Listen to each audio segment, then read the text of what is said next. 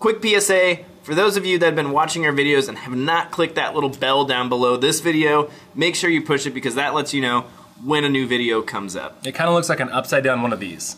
This is the beer we're talking about today. And this is a Genus Brewing shirt. It says Genus Brewing on it. For more non sequiturs, stay tuned. Anyways, welcome back to the Genus Brewing channel. Today we're talking about maybe the weirdest beer we've ever made. Totally weird. Facebook dare. Yeah, we posted a picture a while back of me holding my pineapples, if you know what I'm saying, wink, and asked people what beers should we brew with pineapples. And some smartass said, well, pizza beer, obviously. So we made a pizza beer. And here it is. This has been actually a long time coming. We've had this beer on tap for several weeks now, but just remembered today that we should probably do a video because it's about to blow. Yeah. And also to talk about how we went about making a literally Canadian bacon, Hawaiian pineapple pizza weird beer thing. Yeah, we'll go over maybe some strategies that we did, and then what we might change. I don't know if we changed much, but what we might change in the future to change. I don't know. To start, let's give you a basic recipe breakdown. So as far as I remember, the grains were actually really simple for this beer. So this had, but also weird at the same time because this had 60% of just a pale base malt, and then 20% of a smoked cherrywood malt. And the reason why we picked that malt is because it has a distinctive meaty flavor to it. It's a different kind of smoke than like a Rauch malt or peated malt. So very mild smoky flavor, but has that sort of Canadian baconness that we were going for. Yeah, leans into the meat flavor already. So why not? And then also we used actually 20% acid malt as well, which is really, really high.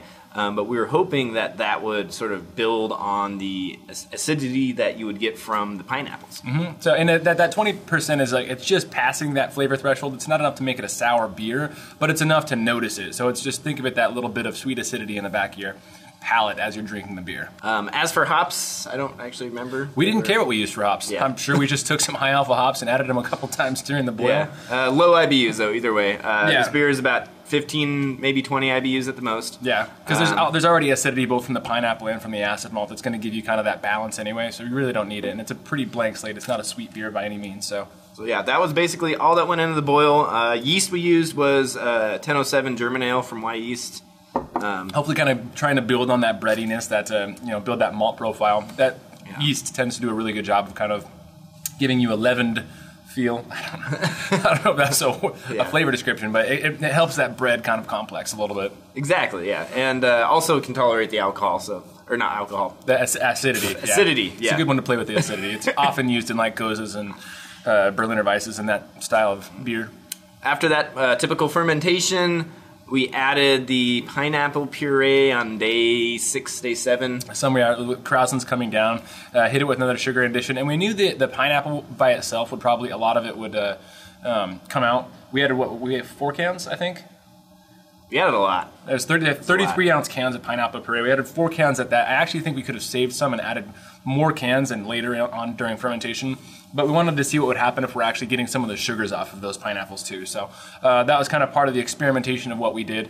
But we will probably change that if we did this beer again. Yep. So we let that ferment out for another week, and at that point the beer was tasting absolutely amazing.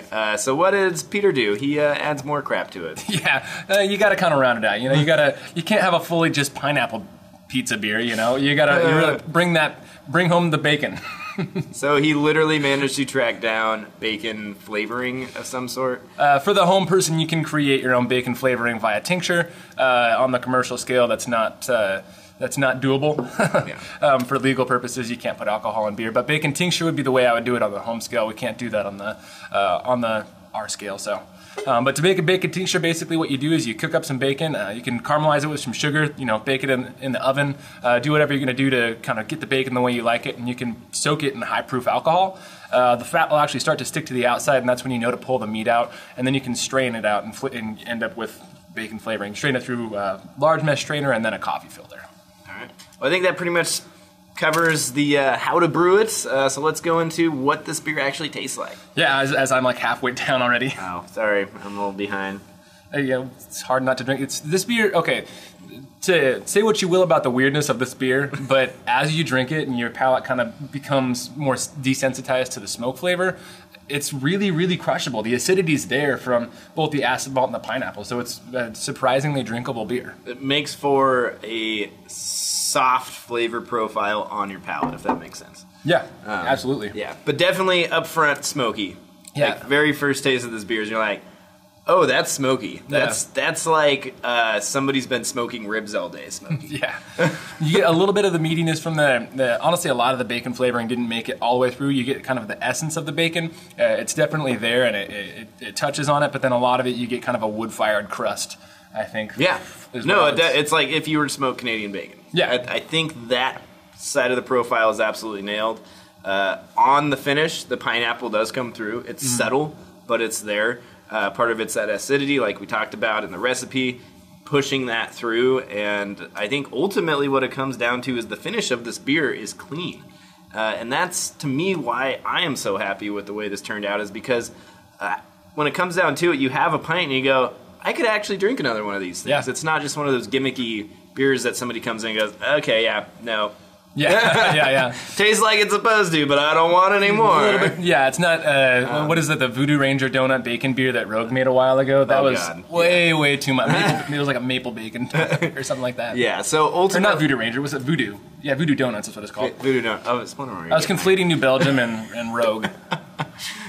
So ultimately, this beer finishes like a fairly easy drinking pale ale, but definitely has that tint of that tartness, sourness at the end of there, and that's supposed to be there, which is good. As for if we were to repeat this, I would say maybe go just a little bit less on the smoked malt and hit more towards the back end. And more on the bacon. I think somebody even asked, which was a good idea, if we were to do it again, to maybe even take that same smoked malt, but do sort of a cold steep with it. Oh, yeah.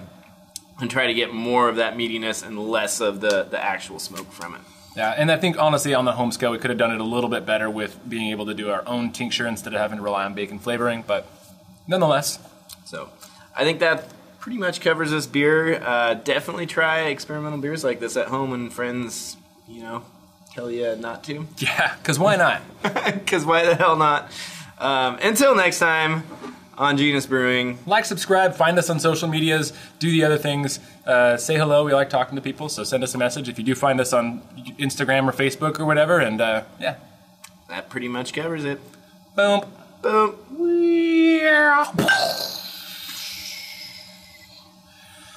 That one might be close to a one-taker. That was pretty damn good. We're on it today. We should probably do more videos right now. If you guys make this at home, or if you guys, while we have it on tap, bring in some marinara sauce, we'll try it. Oh yeah, definitely. Bring us some marinara sauce. We'll do an Instagram video on it. Yeah. Try everything twice. Yeah.